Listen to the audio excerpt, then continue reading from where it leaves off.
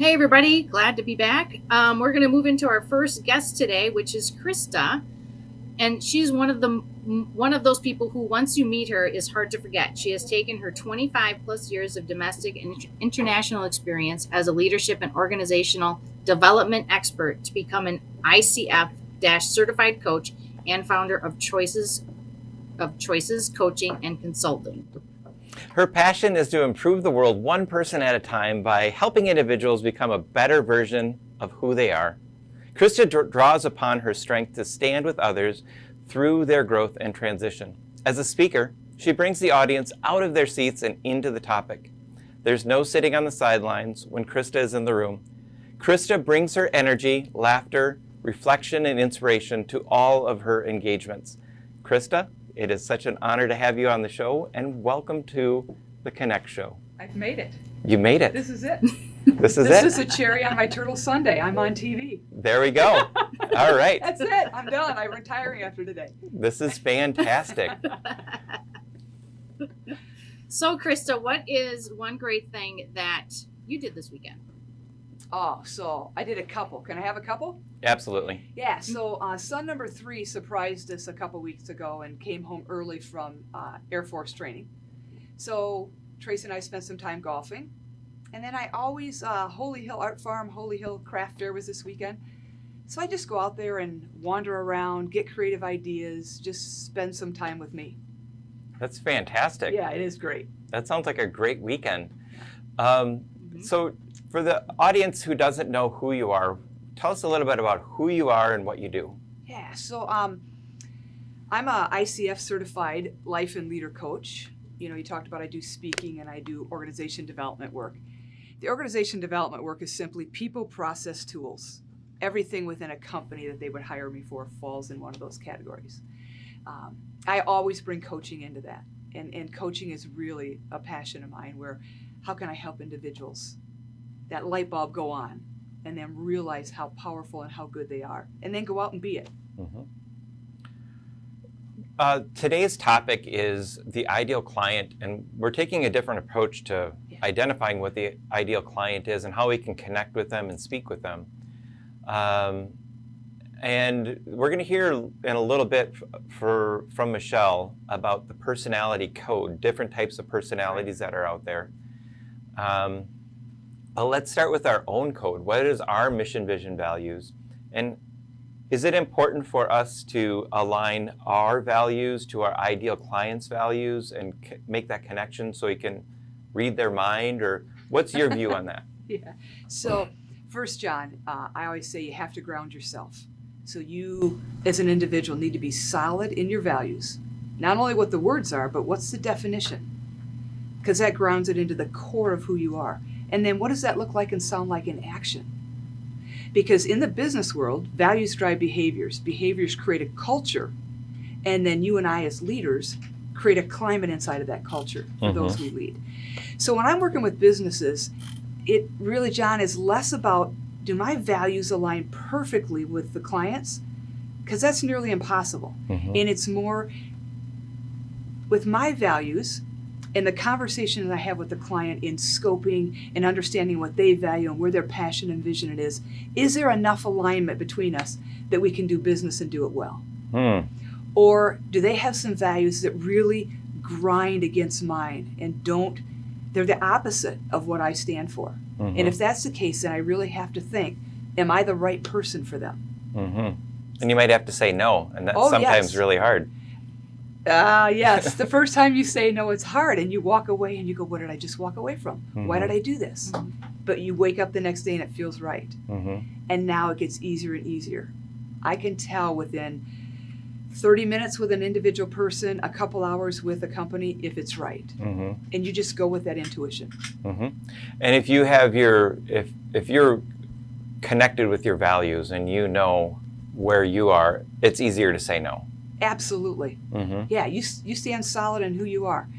The great thing I say is that Kuzis and Posner said at one time, your values tell you when to say yes and when to say no. And then they immediately tell you, why did I just say yes and why did I just say no? So it creates boundaries. It just makes life easier. Not perfect, easier. That's what we're looking for. Progress, not perfection. Right. That reminds me of the book that I'm reading, the Think and Grow Rich book, where they were just talking about how you can repel the negativity. So it just reminds me of what you were just talking about, where you stay on your vision, and then you say yes to one thing and no to the other thing, because you know the one thing isn't going to get you closer to your vision. And I was reading your LinkedIn, and you said, in truth, success lives within everyone. Can you explain what you meant by that? Yeah. So it's pretty simple, Tracy. People all too often are looking external to themselves for the definition of success. Like, John, I want you to tell me, and then Tracy, you tell me what success is, and maybe I'll believe one of them and I'll go with it. Success is right here. You determine in your life what success is, and that's why I say it is an inside-out journey. The story on the inside becomes the journey on the outside. So I determine what is success for me, and then I go live it. And you might look at me and say, she'd be more successful over here. But that's your perspective. And I just say, so here we sit in Wauwatosa. What if we just took everyone in Wauwatosa, put them through core mining to get solid on who they are at the core, loving who they are, and then what is success for them? And then they go live it. Our world would be a whole lot different. So you said core mining. That's interesting. You have to tell us more about that. Yeah, so when I was in the corporate world and when I was getting my coaching certification, we went through a values activity. And they were good, but I didn't think they were good enough by my standards. So I took them and I tweaked them, and I called it core mining. You know, when miners go in a mine, they're mining for something. Core mining says you're going after the core of who you are, your heart, your soul. Who are you at the core? And that is truly your essence. And that's where we find your values. And then go live it and be it. So how exactly do you do core mining? Is it a group of exercises, or is it self-guided, or do you have to guide people through it? I absolutely guide them through it, John. And that's not an egotistical thing. That is to keep them on course and to help them understand why it's core mining and why it's at the core of who you are. So it's a program and activity I have that I can put groups or individuals through. Some people are done in a couple days. Some it takes a couple weeks. But the great thing is, when they put a definition to that value and they tell me what it looks and sounds like in action, and they believe it, you can see it in their eyes. You can see it in their face. They just sit up straighter. They're prouder. Yeah, when you said sit up straighter, Yeah. I was like, I'm slouching. I know, I'm on TV now. Right? So that's beautiful stuff. So when you are doing core mining, how can that relate, when you know your values, how does that relate to speaking to your ideal client? Let's touch back on that. Okay, great. So when you're speaking to what is your ideal client, as we all know, this is nothing new. They're not buying what you're offering. They're first buying you and building that relationship. And if I walk in confident and comfortable in who I am and I show up me, they're either going to be attracted to it or they're not. But I don't want to change me to get them. I want to be solid in who I am. And that's the way the world is. We attract certain types of people and we repel others.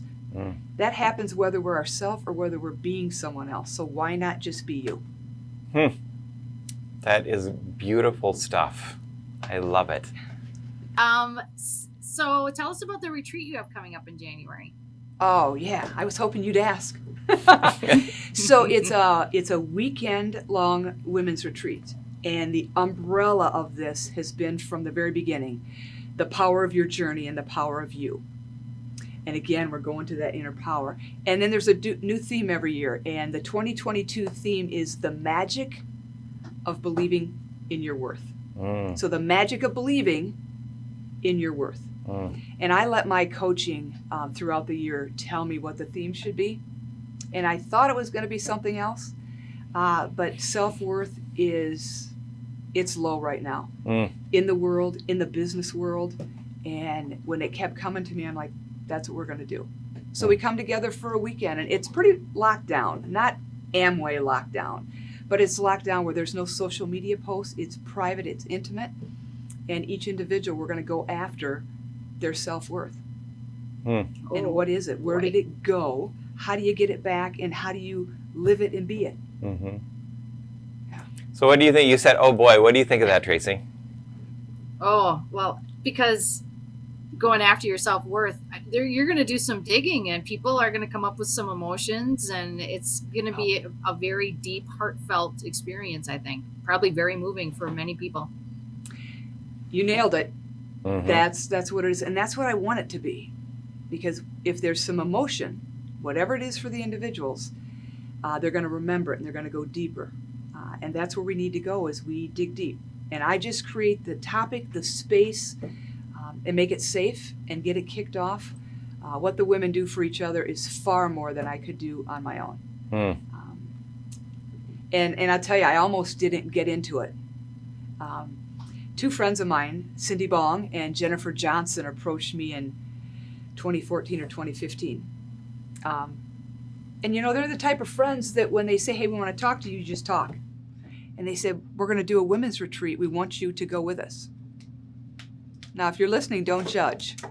I said, no, no, no, no. And they go, what? I go, no, a weekend of women?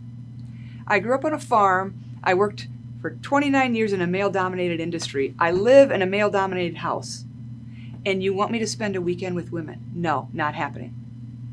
And they were truly taken aback. And so I finally said, what's the deal? And they said, we want your help. We want this to be deep. So I said, okay. And the first year we only, listen to me, had 6 women. And I said, epic failure. Because at the time I was speaking to no less than 50 people at a time. And by Sunday, when we closed and there's an activity that's very intimate on Sunday, I went, oh, I have the wrong measuring stick. It's not butts in seats, it's souls in the room. And I was touched and I was hooked. Yeah. And so that is so true. Yeah, it is. We've played with the size. We've had from 21 years old to 74. We have had every walk of life and every walk of corporate America there. People would be very surprised if they knew who attended. So what are some of the things that you're going to go through in that weekend? Are you going to go through core mining? So, John, I can't let you know what we're going to go through. Okay. Yeah. All I'm going to tell you is it's experiential. Okay. So we are inside, we're outside, we're up, we're down, we're right, we're left. I want your emotions to be like this. I'll let you know there's a lot of quiet time where they journal, they think. But in terms of the nuts and bolts, no, John. I want to know. I can't go. I can't go. You can't go. No, no. Yeah. So do you, switching gears, we're going to ask a couple of questions from the audience, and we'll put the chat up into the big Zoom screen, Dave. And until we get there, Tracy has a question for you about your morning routine. Ah, all right. Yeah. So how does your morning routine go? What are your habits? Many successful people have a habit routine that they do in the morning. So we're just curious about yours. Yeah. So in the last couple of years, I've really focused on studying happiness, positivity. I've done some neuroscience courses. And for probably almost 23 months, Tracy, I've been doing what I call mouth and mind nutrition. I get up in the morning. Mouth and mind. Mouth and mind. I get up in the morning and the first thing I do is drink a glass of room temperature water. Because you dehydrate overnight. Room temperature water wakes up your organs. You take it in. So I hydrate immediately. Then I follow it with something nutritious. So this morning was an inch-long chunk of cucumber. So I set the course of my metabolism, my digestion, and my cravings for the day. So that's the mouth nutrition. Then I go say something positive or funny to myself. And this morning, I can't believe that it happened this morning with this show. I was dropping everything. And I run into the bathroom and my foot kicks the door. And I'm like, good Lord, Krista, get your life together. And I looked in the mirror and crossed my eyes and go, get it together, woman. And then I laughed at myself. And that set the course of my mindset for the day. Yeah, so it's corny little things I say to myself in the mirror or, sometimes I just call and leave myself a voice message. That is great stuff. Mouth and mind. Now I'm ready for the day. There you go.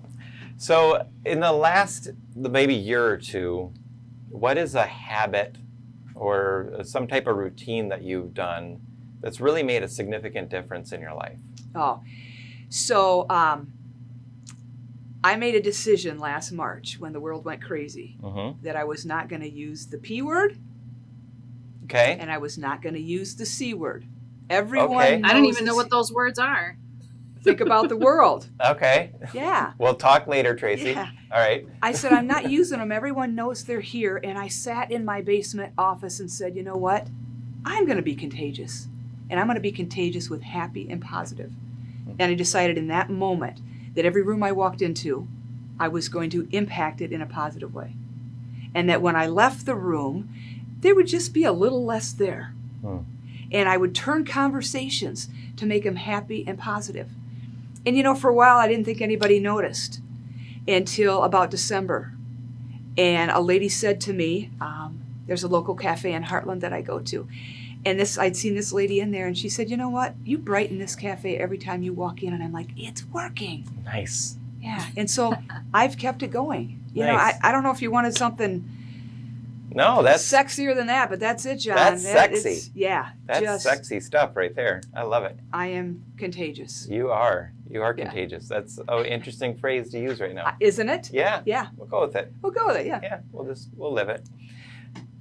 Krista, it has been so fantastic to have you on the show. We have Kim is going to be putting her contact information into the chat. And so if you want to take part or learn more about the retreat, there'll be information there. And She also has a page on the website. oh, on Yeah. the page on the website. Yeah. That's what Kim will be putting up. And Okay. we are going to see you next time, hopefully at our retreat coming up. It's not a retreat; it's just a one-day boot camp. Okay. And maybe we can dive into core mining. That'd be awesome. Yes, That'd be awesome. I love it. Thank you so much. Thank you for having me. Absolutely. And Thank you go so out there and be much. contagious. Thank you. All right.